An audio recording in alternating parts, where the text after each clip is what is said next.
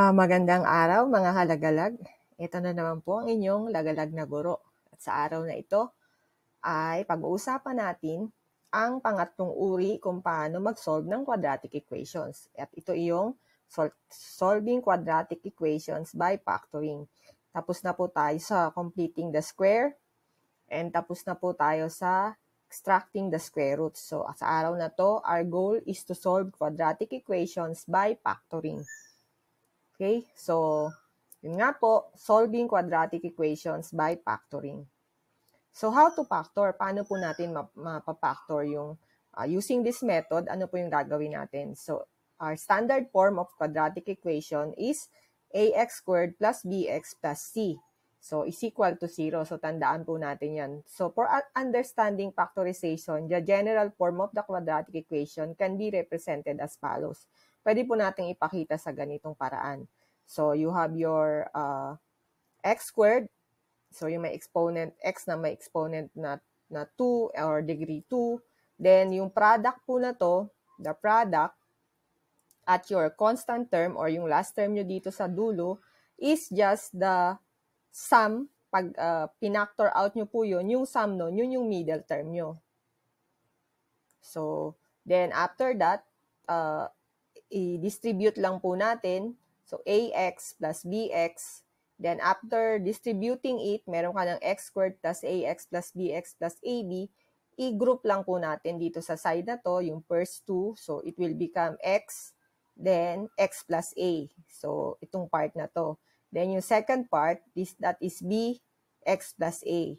So, pag pinactor na po natin, so just copy yung common term, which is x plus a, ayun po. Then, yung x plus b, ito po yun. Okay? So, is equal to 0. So, let's have an example. So, how to factor? So, this is your standard form and our, paano po natin gagawin is yung ganito sa factorization. So, actually, meron din yung method ng factor. Pero gusto ko po itong ituro sa inyo para kahit na hindi nyo memorize yung mga perfect square, nagagawa nyo po siya. So, kapag may method. So, pero ituturo ko rin po. Pwede nyo rin namang isipin.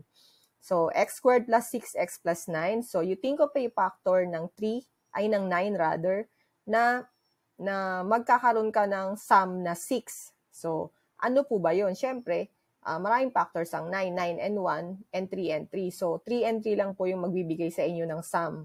Right? So, 3 and 3 yon. So, gayahin nyo lang po yung process. It's 3 times 3 here, then 3 plus 3 here. So, yung isa, dulo po, product. Yung isa, sum. So, then, you distribute, it will become x squared plus 3x plus 3x plus 3 times 3. Then, you group, factor nyo po yung x sa x squared plus 3x, then quantity x plus 3. Then, dito po, ang ipapactor nyo naman ay 3, then x plus 3. So, ano yung common sa kanila? X plus 3. Then, gayahin nyo po, x plus 3. Then, yun po, is equal to 0. Then, dahil parehas naman po sila, so kahit isa lang ang i-equate nyo. So, your x is equal to negative 3. So, pag sinubstitute nyo po yan, x squared negative 3, this is 9. 6 times negative 3 is 18. So, 9 plus 9 minus plus 8, negative 18 is 0. So, tama po yung sagot natin. Okay? So, let's try to solve these problems. Okay? Lilipat ko lang po kung saan pwede tayong mag-solve. Okay? So, ito na po yun. So, try po nating mag-solve. Ano po yung mga factor na pwede nyo pong isolve dito sa 15. So, ano po yung mga factor ng 15? Okay? So, ano po ba yung mga factor ng 15? 5 and 3.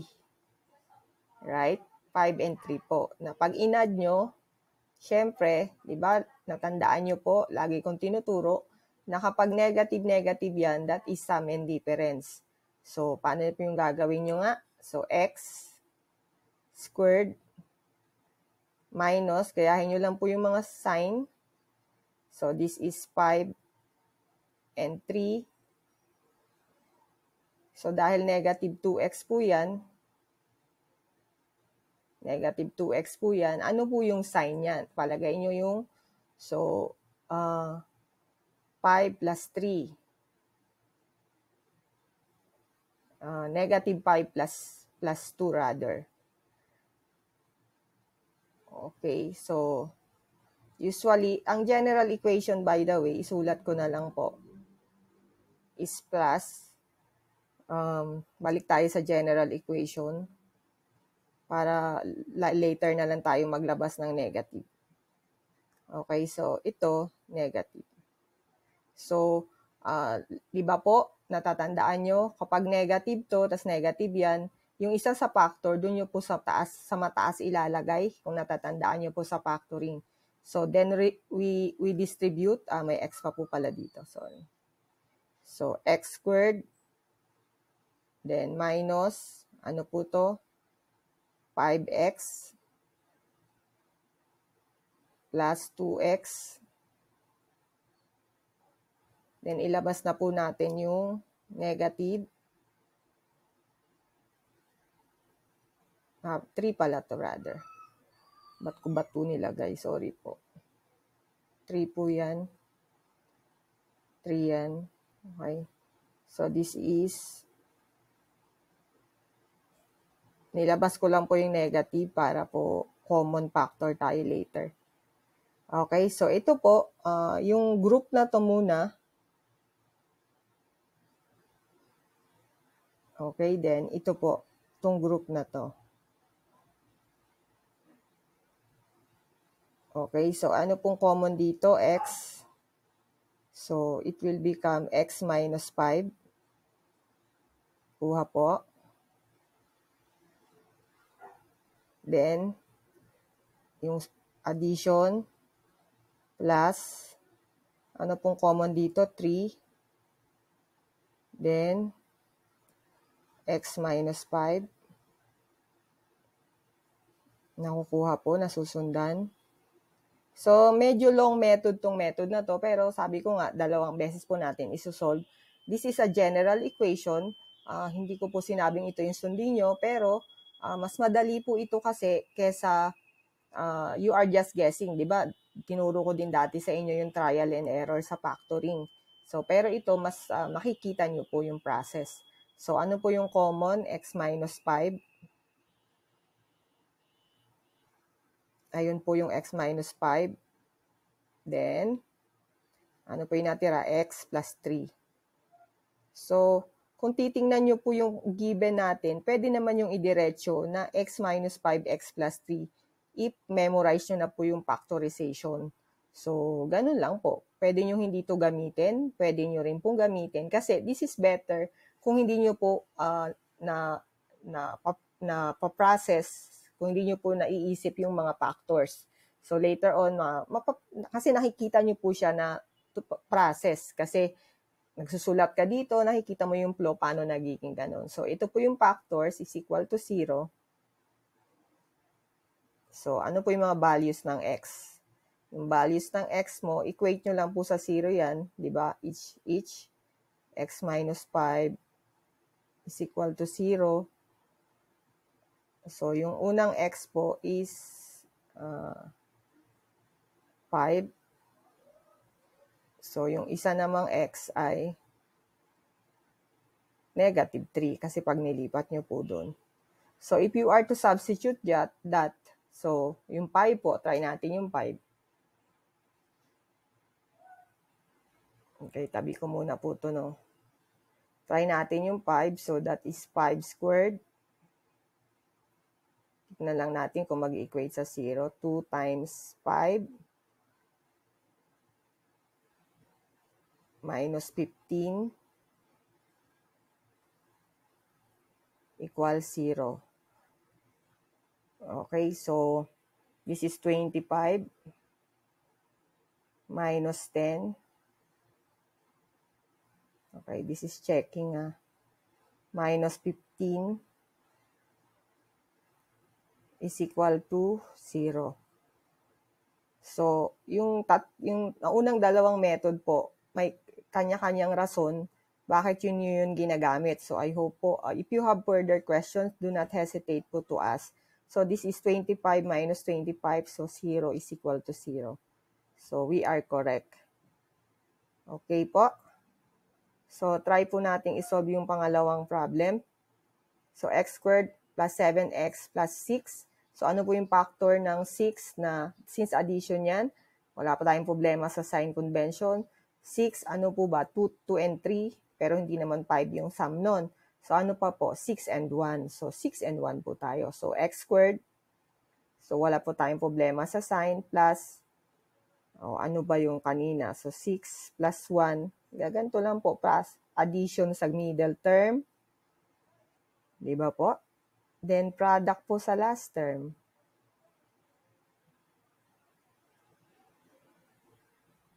Ganun lang po. At least, alam nyo po yung method. So, of course, sabi ko nga, pwede nyo idiretso dito. Kung sanay na po kayo mag-factor. Kasi the rule is factoring lang naman. So, it doesn't matter in kahit ano po ang manner na kunin nyo yon. So, hindi ko sinabing mali yung factoring natin na from the problem itself, nakita ko na yan that it's x minus 5 and x plus 3. It doesn't matter kung hindi kayo dumaan po dito. So, pero I want to show it to you para po may process tayo. Okay? Kasi pwedeng you can do this in trial and error, pero okay din po yun. Tama rin na magkuha yung sagot. Pero mas maiging maituro po yung tamang process. So, okay. So, x squared. So, this is 6x plus x plus 6 and 1. Okay? Quantity. Okay, so ano po yan? Ang common sa kanila ay x. Diba? Yung regroup nyo po, i-regroup nyo siya, hatiin nyo po siya. Yung group na to, yung group na to. Okay, is equal to 0 po yan pala. Okay, so this is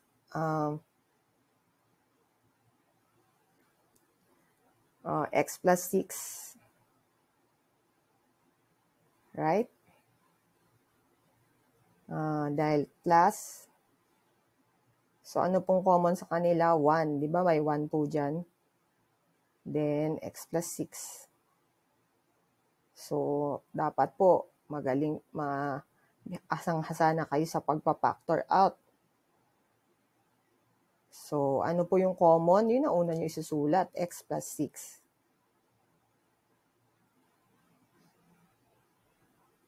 Okay. So, ano yung sunod? So, this is x plus 1. Okay. Kuha nyo po. Of course, again, ulitin ko, meron pong short-term method dito, yung simpleng factoring. So, ano pong values ng x nyo? That is, hindi ko na po susulat lahat yung process. Parang ganito lang yan, gagawin nyo lang. And negative 1. So, to check that, okay, paano nyo po i-check? Tabi ko lang po itong mga to ha. So, paano nyo po i-check?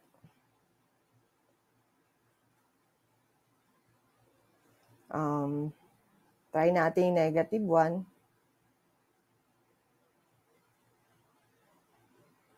Plus 7x 7 times negative 1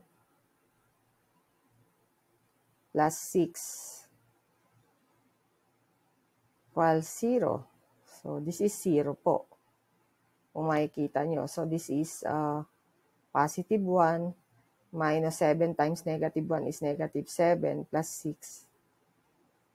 So, this is equal to 0. Similarly, pag sinubstitute nyo yung negative 6, ganun din po ang sagot. So, kasi 42 minus 36 yan, negative 6, diba? So, this is negative 6 plus 6. So, this is 0. Equal po yung ating, tama po tayo. Okay, so nakuha po. So, or yung simpleng trial and error natin sa factoring, ayun, isipin nyo lang po ano yung factors nito, 6 and 1. So, sum to. So, x plus 1, x plus 6, plus 1 po talaga siya. So, you don't need to undergo in this process. Pero mas maganda po kasi na nakikita nyo paano nangyayari yon. Okay, so try this. Let's try this one.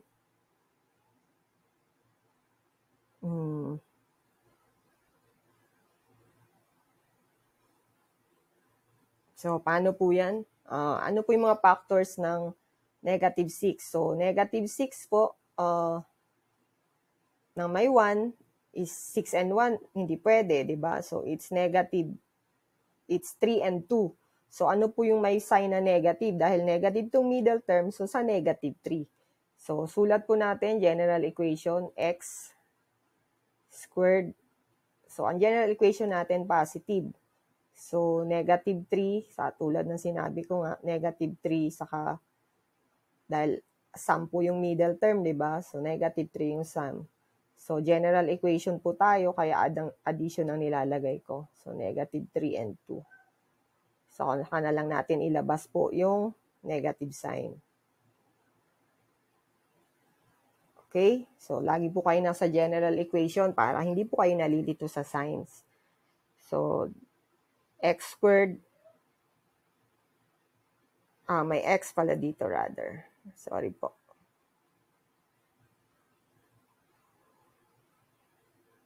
Okay, may x po dyan. Yun yung equation natin. So, then, labas na po natin yan. Distributive. So, that is negative 3x. Okay, positive 2x. Right? So, tapos, this is minus 3 and 2. Right? Nilabas ko lang po is equal to 0. So, again, you regroup po.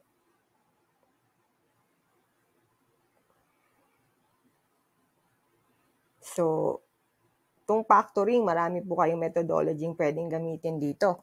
Yung trial and error, yung factoring polynomials, kung napanood nyo na po yung tutorial video ko doon, pwede nyo pong gamitin yon kasi it's the same. So, ano po yung common? X. Kasi yung natira po is x minus 3. Right? Tapos, ito, gayahin nyo lang po. Plus, anong common dito? 2. So, ano po yung natira? X minus 3.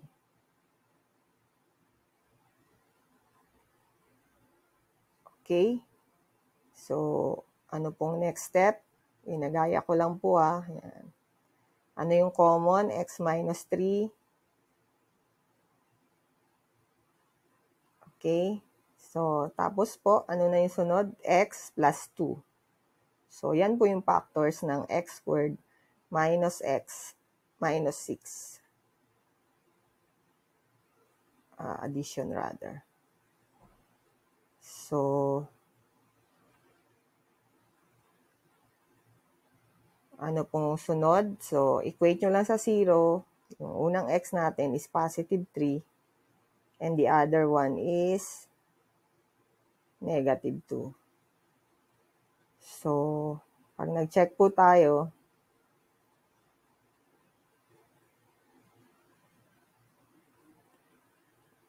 okay, so anong gamitin natin? So, yung positive 3. So, 3 squared, para hindi ano yung sign.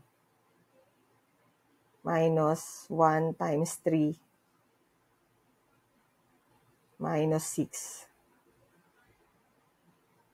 Is equal to 0. So, this is 9 minus 3 minus 6 is equal to 0. So, this is 9 minus 9, di ba? So, 9 minus 9 is equal to 0. Then, 0 is equal to 0. So, check po tayo. So, kahit yung 2 po yung gamitin nyo, that is 4 minus minus 2. 4 plus 2 is 6, minus 6 is 0 pa rin. Okay, nawala po ako. Okay, so yun po. So, mahaba na po yung ating problem solving, pero try po natin itong isang isolve. Burahin ko na po itong isang isolve natin. So, how about this one?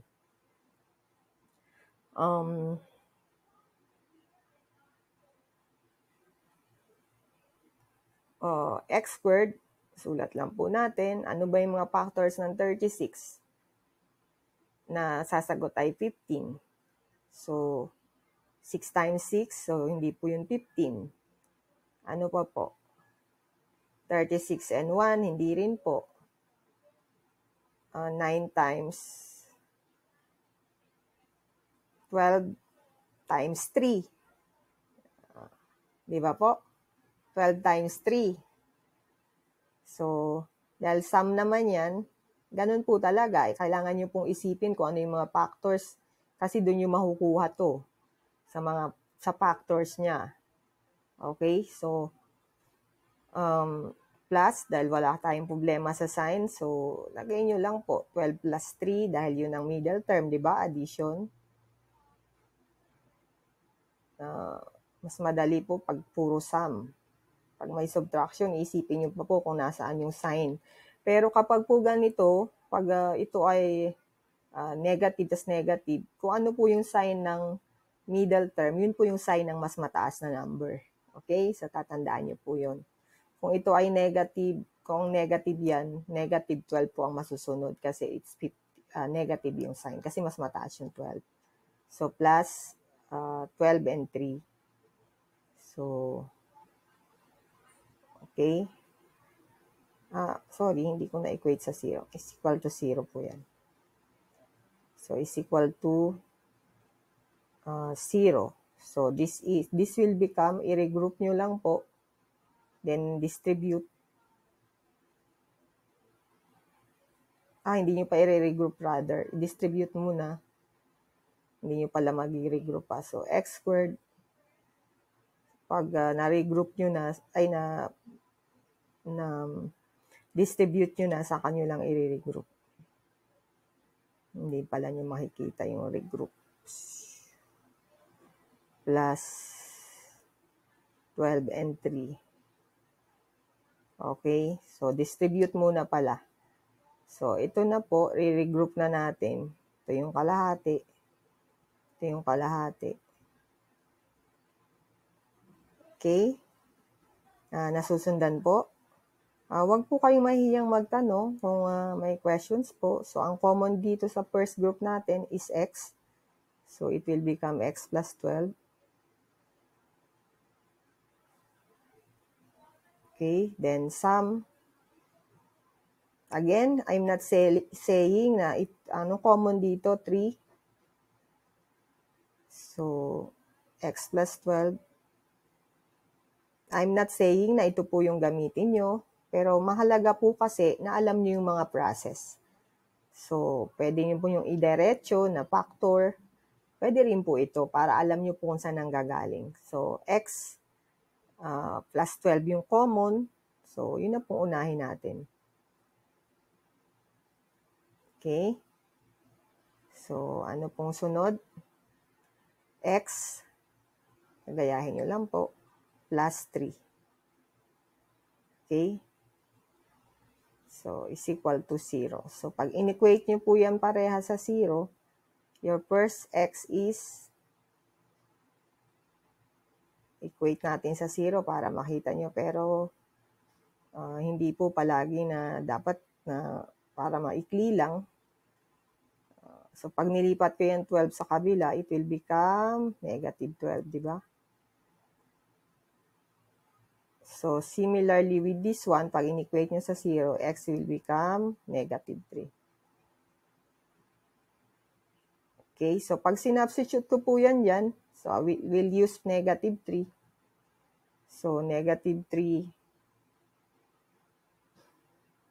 squared plus 15 negative 3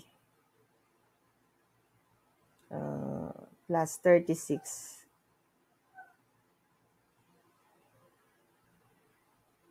okay, is equal to 0. So, this is negative 45. So, this is positive 9 plus 36. So, 9 plus 36 is 45. Minus 45 is 0. So, tama po tayo. Okay? So, ayun po.